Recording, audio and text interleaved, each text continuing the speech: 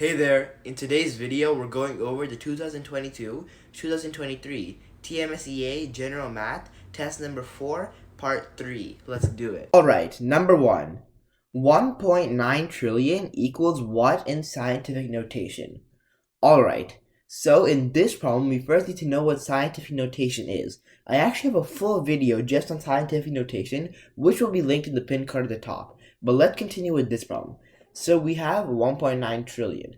So a scientific notation is just a way of writing a number in the form of A times 10 to the power of B. Alright? So the A value has to be greater than 1 but less than 10. And the B value has to be the amount of digits that go behind the number that we put in A. So if that's confusing, I'll explain it. So we have 1.9 trillion.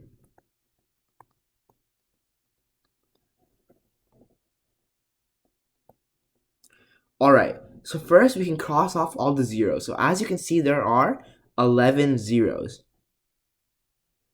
And now when you cross off those zeros, you're left with 19 because there's 1 and 9. Is 19 less than 10? No, it is not. So we need to cross off the 9 as well. Now we get 1. However, we don't just get rid of the 9. We just put the decimal in front of it. So instead of 1, it just becomes 1.9. Is 1.9 greater than 1? Yes. Is it less than 10? Yes. Alright, so 1.9 is our A value.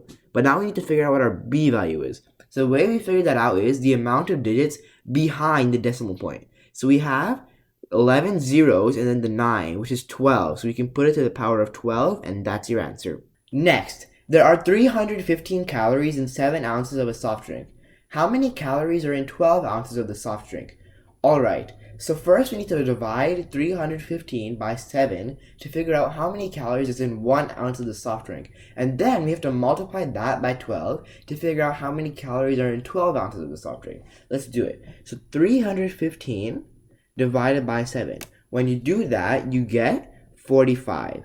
Alright, now we need to do 45 times 12, because 45 is how much is in 1 ounce. So we need to do how much is in 12 ounce by multiplying it by 12.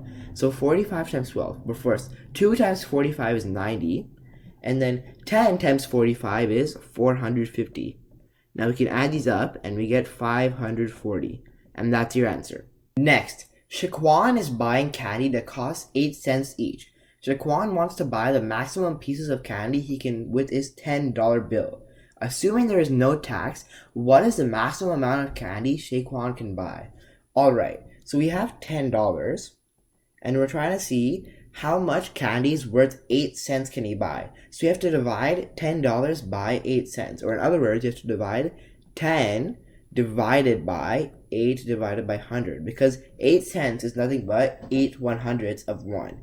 Now, when you have 10 divided by 8 100ths, what you can do is you can change this division into a multiplication by doing the reciprocal of this number. The reciprocal is when you switch the numerator and denominator. So this becomes 10 times 100 divided by 8. Now you can solve this very easily. So 10 times 100 is just 1,000. And 1,000 divided by 8 is 125, because 8 times 12.5 is 100, so 8 times 125 is 1,000.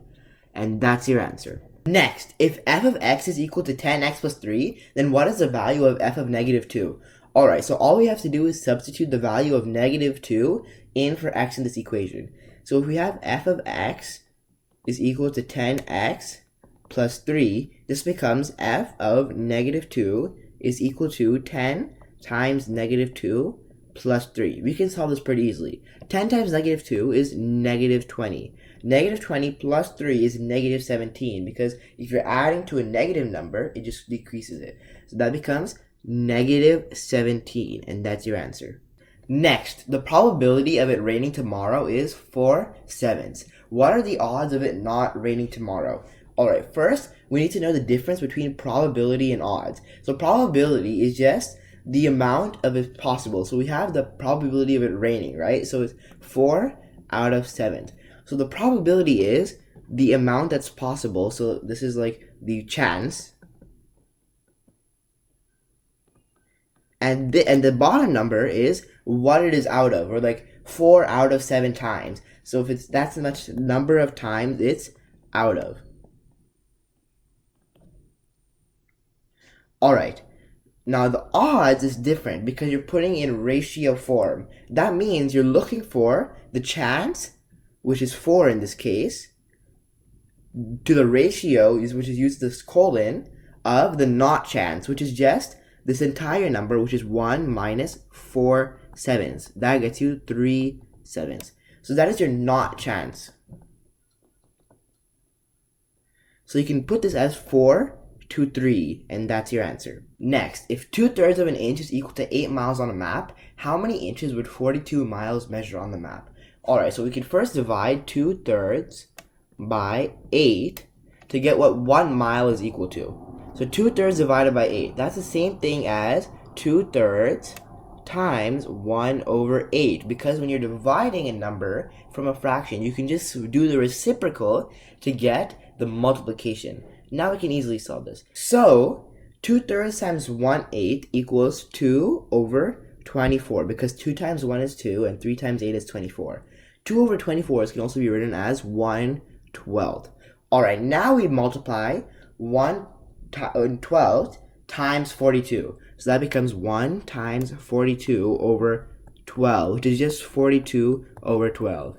And now we just have to simplify this into a mixed fraction. So 42 divided by 12. 12 does not go into 4.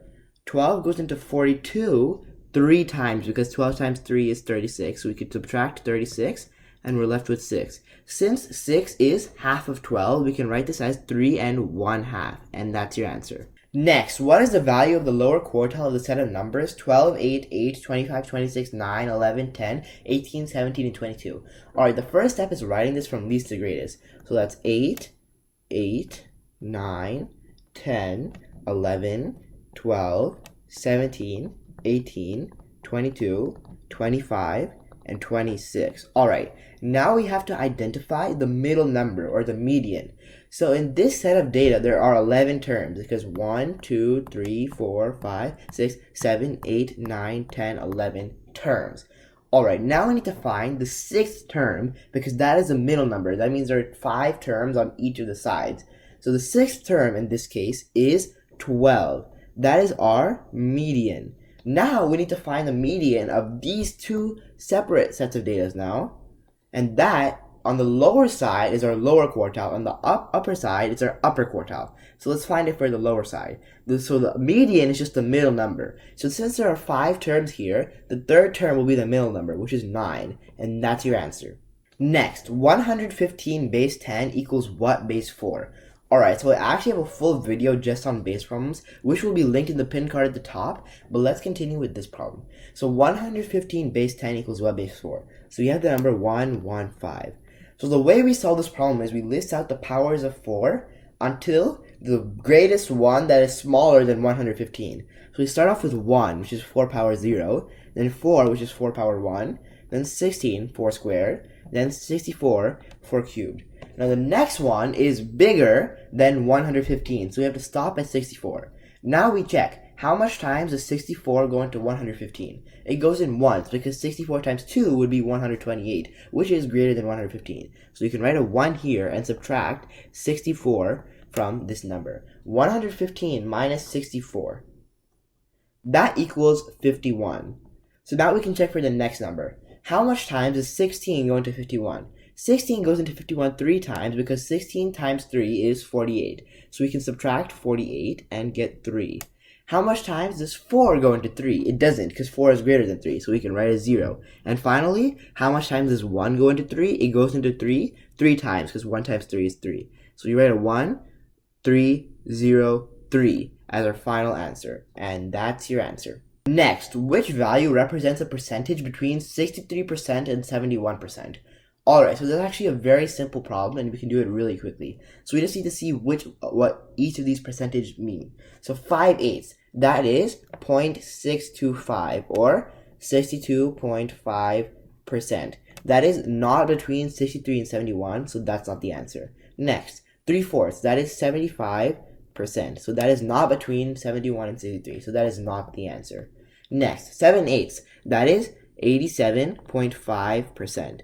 That is not the answer because it is greater than 71, so it's not that. 5/6. 5/6 is greater than 71 as well because 16 is approximately what 6 divided by 100 is. So we can say that it's greater than 71. Alright, finally we have 2/3. 2/3 is bigger than 63 but less than 71 because 2/3 is 66.7%.